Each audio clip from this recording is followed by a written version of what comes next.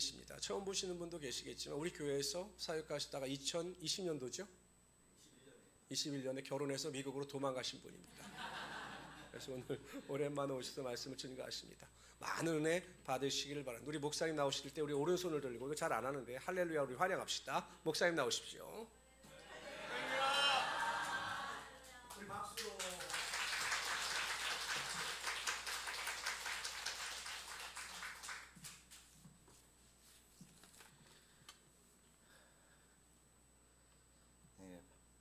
반갑습니다. 우리 하나님께서 이런 귀하고 소중한 말씀 선포의 자리에 세워주신 데 대해서 영광을 돌리고, 또 우리 담임 목사님께서 이렇게 귀한 기회를 주신 것에 대해서 마음속으로 깊은 감사를 먼저 드립니다. 오늘 같이 나누실 말씀은 누가복음 4장 18절에서 19절의 말씀입니다. 신약성경 93페이지를 찾으시기 바랍니다.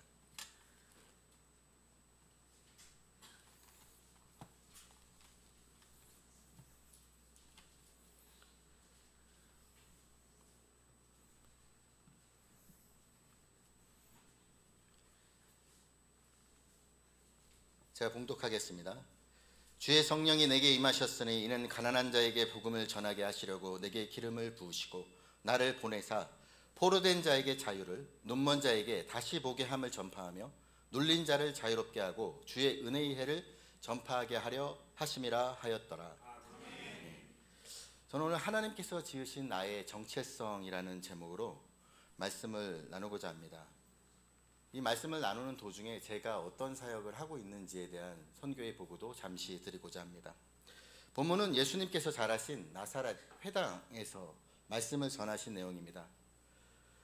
우리는 모두 예수 그리스도를 믿고 그 은혜 아래 살고 있는 사람입니다. 예수 그리스도를 믿고 구원을 받았고 영생을 얻었고, 또 주님의 말씀에 따라 성령님의 도우심을 받아 매일매일 살아가는 사람들입니다.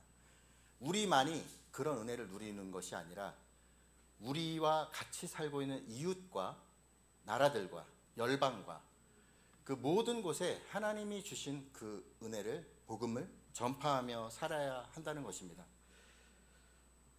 주님은 복음 전파를 위해서 성경 말씀에 기록된 성령의 은사를 각 사람에게 주님의 뜻대로 나누어 주시고 복음 전파를 위해 사용하게 하셨습니다.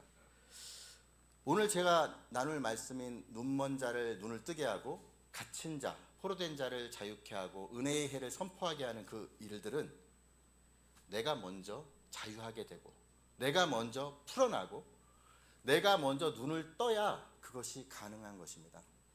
그래서 우리는 만약 눌려있고 묶여있고 볼 수 없다면, 하나님의 뜻을 알 수 없다면 매일매일 지내는 이 생활 가운데 쳇바퀴 돌듯이 돌아가는 일상생활에서 시간이 빠름만을 느끼고 살 수밖에 없을 것입니다.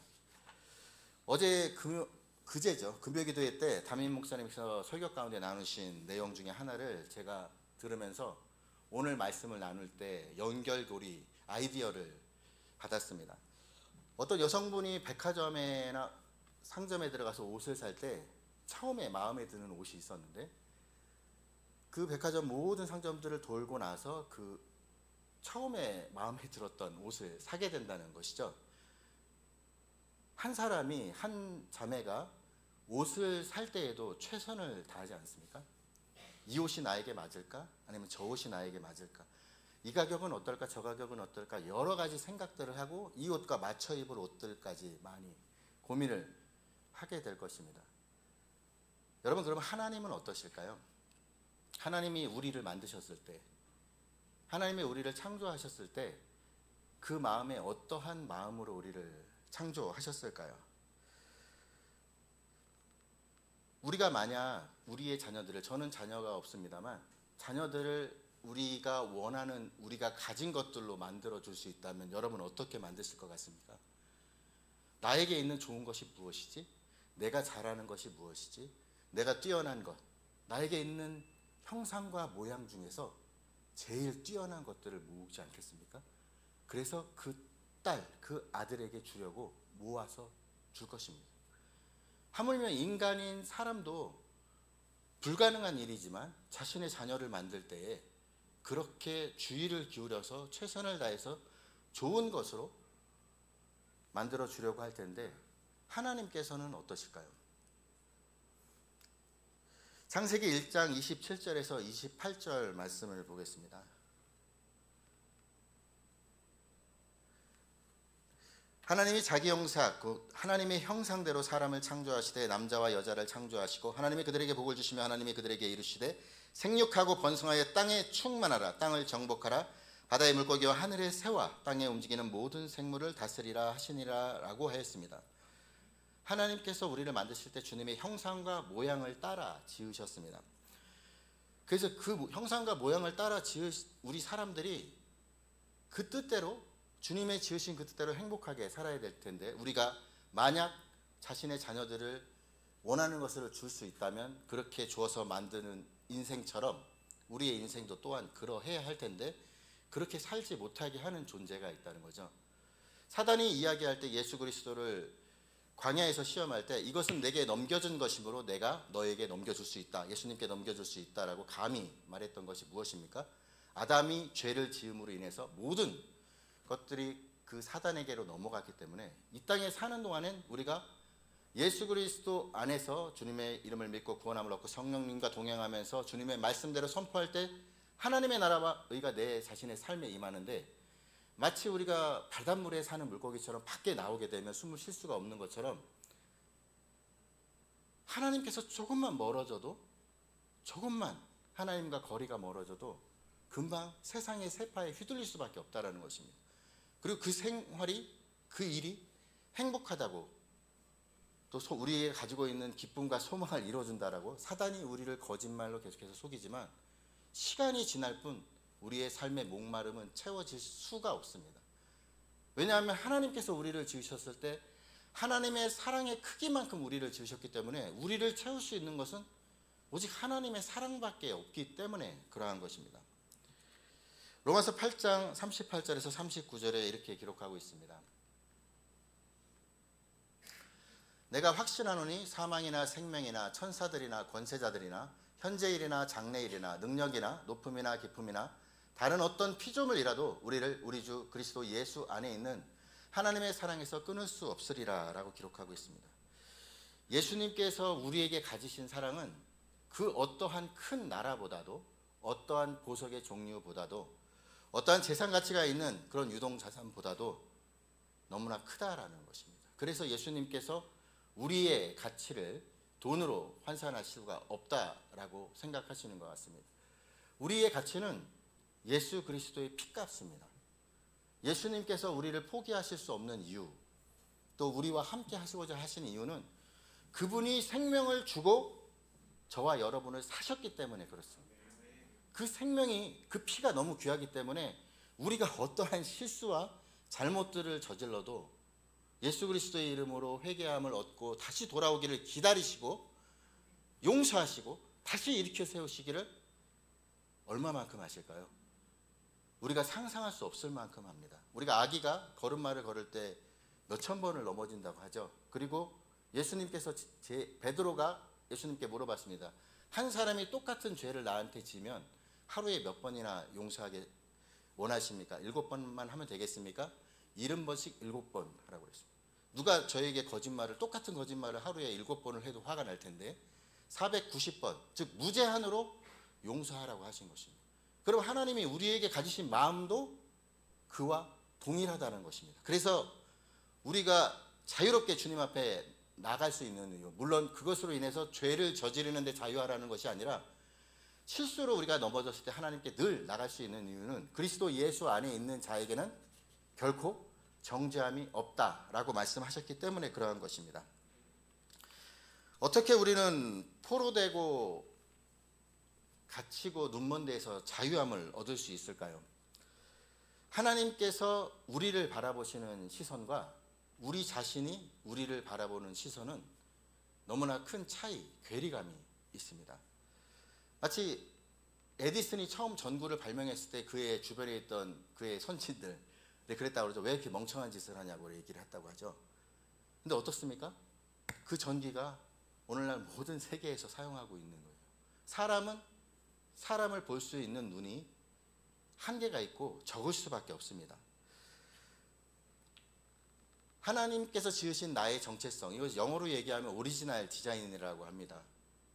그리고 제가 하고 있는 사역도 오리지널 디자인 기도 사역을 여러 곳에서 한국 교회 또 예수전도 난 지부들과 또 미국에 있는 한인 교회들과 또 저희가 사역하고 있는 교회에서 그 사역을 하고 있는데요. 이 사역은 성령께서 사용하시는 우리를 자유롭게 하시는 성경에 기록된 여러 가지 통로 가운데 한 가지 사역입니다. 그래서 우리가 우리 자신을 보는 시선과 하나님께서 우리를 보는 시선이 어떤지를 성경의 몇 개의 예를 통해서 살펴보고자 합니다. 사사기 6장 11절에서 16절 말씀입니다. 우리 함께 제가 읽어드리겠습니다. 여호와의 사자가 아비에셀 사람 요아스에게 속한 오브라에 이르러 상수리 나무 아래에 앉으니라. 마침 요아스의 아들 기드온이 미디안 사람에게 알리지 아니하려 하여 밀을 포도주 틀에서 타작하더니 여호와의 사자가 기드온에게 나타나 이르되 큰 용사여 여호와께서 너와 함께 계시도다 하매 기드온이 그에게 대답하되 오 나의 주여 여호와께서 우리와 함께 계시며 어찌하여 이 모든 일이 우리에게 일어났나이까. 또 우리 조상들이 일찍이 우리에게 이르기를 여호와께서 우리를 애굽에서 올라오게 하신 것이 아니냐 한 그 모든 이적이 어디 있나이까. 이제 여호와께서 우리를 버리사 미디안의 손에 우리를 넘겨주셨나이다 하니 여호와께서 그를 향하여 이르시되 너는 가서 이 너희 힘으로 이스라엘을 미디안의 손에서 구원하라. 내가 너를 보낸 것이 아니냐 하시니라. 그러나 기드온이 그에게 대답하되 오 주여 내가 무엇으로 이스라엘을 구원하리이까. 보소서 나의 집은 므낫세 중에 극히 약하고 나는 내 아버지 집에서 가장 작은 자니이다 하니 여호와께서 그에게 이르시되 내가 반드시 너와 함께 하리니 내가 미디안 사람 치기를 한 사람을 치듯 하리라 하시니라 라고 하였습니다. 가장 작은 민족 지파이고 가장 작은 집이고 그 집에서도 가장 작은 자로 자기 자신, 기드온은 자기 자신을 보고 있었습니다. 그렇게 볼 수밖에 없는 이유가 무엇입니까? 미디안이 무서워서 포도주 틀에서 숨어서 몰래 밀을 타작하고 있었습니다. 빼앗길까 두려워서였겠죠. 자기가 자기 자신을 볼 때는 너무나 두려움이 많은 겁쟁이의 모습인데 하나님이 그를 지으실 때는 큰 용사로 지으셨다는 사실입니다. 그리고 하나님께서 그에게 나중에 그의 부하 불화를 통해 적진에 가서 그들이 꾼 꿈을 통해서 또 확인시켜 주시기도 하시고 기드온이 표적 기도를 하게 되죠. 땅은 모두 다 젖고 양철은 마르게, 양털은 젖고 땅은 마르게. 이런 표적 기도를 통해서 하나님께서 확인시켜 주시면서 그의 영성을 키워주시고 나중에는 모든 더 많은 군대가 싸울 수 있었지만 다 보내고 300명만 데리고 싸울 수 있는 그런 용기 있는 자가 되고 실제로 미디안을 물리치는 역사를 행하게 됩니다. 또 하나의 예를 보겠습니다. 출애굽기 4장 10절에서 13절 말씀입니다. 모세가 여호와께 아뢰되 오 주여 나는 본래 말을 잘 하지 못하는 자니이다. 주께서 주의 종에게 명령하신 후에도 역시 그러하니 나는 입이 뻣뻣하고 혀가 둔한 자니이다. 여호와께서 그에게 이르시되 누가 사람의 입을 지었느냐 누가 말 못하는 자냐 못 듣는 자냐 눈 밝은 자나 맹인이 되게 하였느냐 나 여호와가 아니냐. 이제 가라 내가 내 입과 함께 있어서 할 말을 가르치리라. 모세가 이르되 오 주여 보낼 만한 자를 보내소서라고 기록하고 있습니다. 하나님께서 80세의 모세를 부르실 때 모세가 하나님을 믿지 못하자 3가지 기적을 주시죠. 지팡이를 던지면 뱀이 되고 뱀의 꼬리를 잡으면 지팡이로 변합니다. 손을 품 안에 넣으면 문둥병, 한센시병이 발병되고 다시 손을 넣었다 빼면 그것이 깨끗하여집니다. 지팡이를 들어 물을 치면 피로 변하였습니다. 그렇게 능력을 주시고 눈에 보여주셨는데도 불구하고 80세의 모세는 자기 자신을 말이 둔한 자라고 하고 있습니다. 그가 40여 세 때 애굽 사람과 히브리 사람이 싸울 때 그 애굽 사람을 주먹으로 쳐 죽일 수 있을 정도로 혈기방장한 힘이 강한 사람이었고 말과 행사가 다 능하더라. 즉 오늘날로 이야기하면 한국어와 영어와 외국어에 능통하였다라는 거죠. 그런 사람이 40여 년 동안 처가살이를 하면서 그분의 눈치를 보고 또 거기서 양을 치면서 자기 자신이 계속 자기 자신을 적게 보기 시작했던 것이죠. 그래서 나는 말에 둔한, 입이 둔한 자다. 그래서 내가 입을 지었다라고 말씀을 하십니다. 그리고 결국 모세가 순종하자 어떻게 됐습니까? 많은 사람들을 출애굽시키는 정말 큰 지도자가 됐죠. 그 온유함이 온 지면의 사람보다 승하니라 라고 말했던 그 온유함이 있는 리더십이 되었습니다. 우리는 우리가 누구인지 분명하게 알아야 합니다. 출애굽기 31장에 보게 되면 부살렐과 오홀리압이 나옵니다. 부살렐에게는 금과 은과 놋을 공예할 수 있는 능력을 주셨다고 그랬고, 오홀리압에게는 그 모든 행사와 성막을 짓는 것들을 다 계획하고 진행할 수 있는 지혜를 주셨다고 기록되어 있어요. 어떤 사람들은 이렇게 이야기할 수 있을 겁니다. 똑같은 도화지와 붓을 주고 똑같은 요리 재료를 주고 똑같은 악기를 쥐어주잖아요. 사람마다 다릅니다.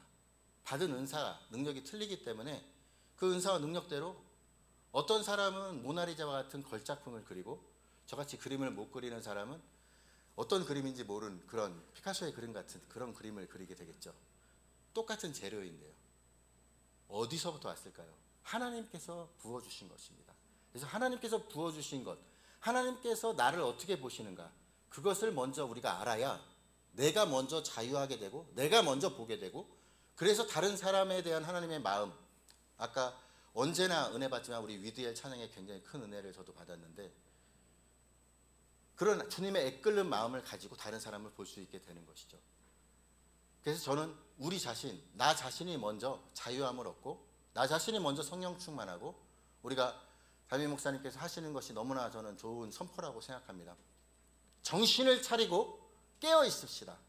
정신을 차리고 깨어 있읍시다. 이 말씀을 매일 기도하실 때마다 선포하고, 우리가 행복한 사람이고 우리 자신이 얼마나 하나님이 사랑하시는 가치 있는 존재인가를 내 자신이 내 입술로 나에게 선포하며 나아갈 때 우리가 좀 더 하나님의 지으신 나의 정체성에 가까워지는 삶을 살 수 있게 될 것입니다. 저는 이런 자유함을 누리게 하는 성령님의 사역 중 하나인 오리지널 디자인 기도 사역을 하고 있습니다. 지금 잠깐 제가 보여드리면, 이것은 저희 교회에서 지금 하고 있는 노숙자들을 대접하는 푸드뱅크라고 하는데요. 그 사람들을 대접하고 그 사람들에게 옷과 음식 기부받은 것을 나눠주고 기도해주고, 지금 말씀드렸던 그런 기도로 그 사람들에게 선포해주고 도와주고 격려하는 그런 사역을 하는 모습입니다. 이것은 직접 이제 피넛버터 앤 젤리라고 해서 도시락을 싸가지고 가서 그 사람들이 텐트촌이 있거든요. 사는 데가. 거기 가서 음식들을 나눠주고 그 사람들 위해 또 간단하게 그 사람들이 원할 때 기도를 해주는 그런 사역을 하고 있습니다. 이것은 이번에 제가 한국에 온 이유 중에 하나인데, 이 하나님께서 지으신 나의 정체성 오리지널 디자인 사역을 부산에 있는 이제 YM 지부 연합, 그러니까 예수전도단이라고 하죠. 예수전도단 지부 연합에서 했던 사역을 하고 보여드리는 거고, 이것은 한밭교회에서 사역을 한 것입니다. 대전에 있는 한밭교회고요. 네, 이거는 한밭교회에서 정말 열심히 사역하시던 부목사님을 담임 목사님이 개척을 시켜주셨어요. 그래서 지원하신 젊은이 교회라는 곳인데 세종시에 있는 교회입니다.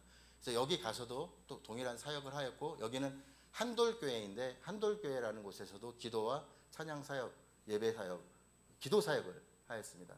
그리고 이것은 마지막으로 서울에서 선능력 근처에 있는 예수전도단 지부 연합에서 여러 지부들이 모여서 같이 기도 사역을 하고 하는 사역. 저게 제가 사진을 제대로 못 찍어서 저 이렇게 하는 기도 사역을 하고, 그리고 마치고 담임 목사님께서 기회를 주셔서 여기 귀한 교회에 와서 또 예배를 함께 하고 있습니다.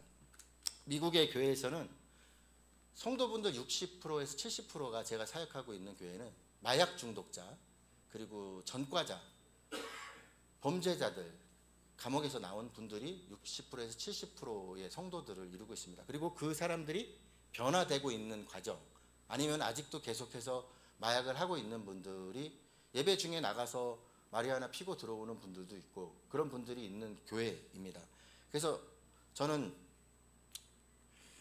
정말 그 교회 사역을 하면서 어쩔 때는 너무 낙담이 될 때가, 이 정도로 우리가 헌신하고 기도했으면 하나님의 은혜가 나타나서 이제 주일날은 교회에 올 때가 되지 않았나?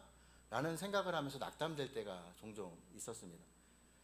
그런데 한국에서 저를 위해서 담임 목사님과 사모님, 우리 권옥매 권사님과 또 많은 분들이 저를 위해 기도해 주시고 또 함께 해 주시는 그 은혜를 생각하면 다시금 일어날 수가 있었습니다. 그 중에서도 제일 지금은 천국에 계신 우리 임남인 권사님, 그리고 공장로님, 또 김옥분 집사님, 이런 분들이 저에게 했던 그 얘기가, 말씀들이 저를 다시 일으켜 세우고 깨어있게 합니다. 정신을 차려.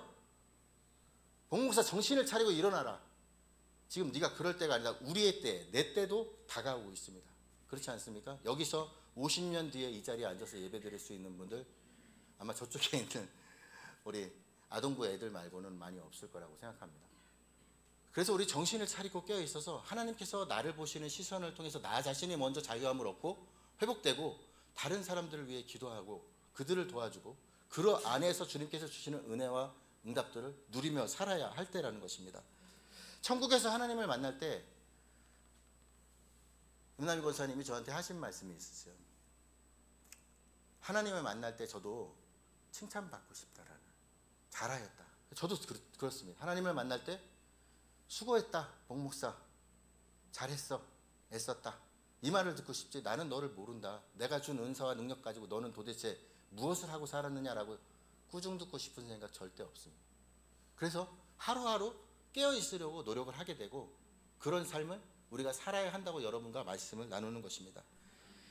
예레미야 1장 5절에 말씀이 이렇게 기록되어 있습니다. 내가 너를 모태에 짓기 전에 너를 알았고 내가 배에서 나오기 전에 너를 성별하였고 너를 여러 나라의 선지자로 세웠노라 하시기로라고 주님께서 복중에 짓기 전에 저와 여러분의 모든 것들을 능력과 은사들을 주시고 우리를 너무나 사랑하시는 그분께서 우리의 삶을 계획하셨다는 것입니다. 그래서 우리에게 주어진 이 귀한 자유의지를 내 마음대로 써서 시간을 낭비하고 헛된 일에 써서 나중에 인생이 후회가는 그런 일이 없어야 된다고 저는 생각합니다. 그래서 저도 그렇고 여러분도 그렇고 정신을 차리고 깨어 있읍시다.